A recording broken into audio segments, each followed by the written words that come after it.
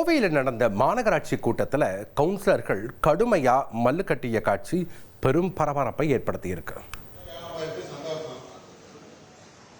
கோவை மாநகராட்சி அவசர கூட்டத்தில் மேயர் ரங்கநாயகிக்கும் அதிமுக கவுன்சிலர்கள் பிரபாகரன், ரமேஷ் ஆகியோருக்கும் இடையே ஏற்பட்ட வாக்குவாதத்தால் பரபரப்பு ஏற்பட்டது.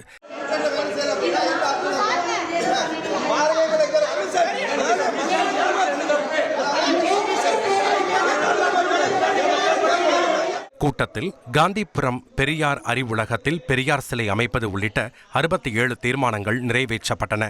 இந்நிலையில் கடந்த வாரம் மாநகராட்சி அவசர கூட்டம் நடத்தப்பட்ட நிலையில் மீண்டும் எதற்கு அவசர கூட்டம் என அதிமுக கவுன்சிலர்கள் வாக்குவாதத்தில் ஈடுபட்டதோடு அவையிலிருந்து வெளிநடப்பு செய்தனர்.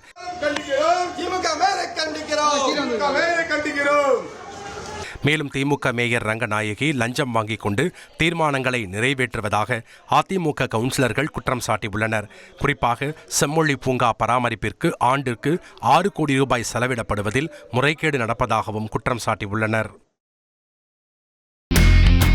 இனி செல்லும் இடமெல்லாம் செய்தி. தந்தி டிவியின் வாட்ஸ்அப் சேனலை ஃபாலோ பண்ணினா செல்லருக்கும் இடமெல்லாம் செய்தி.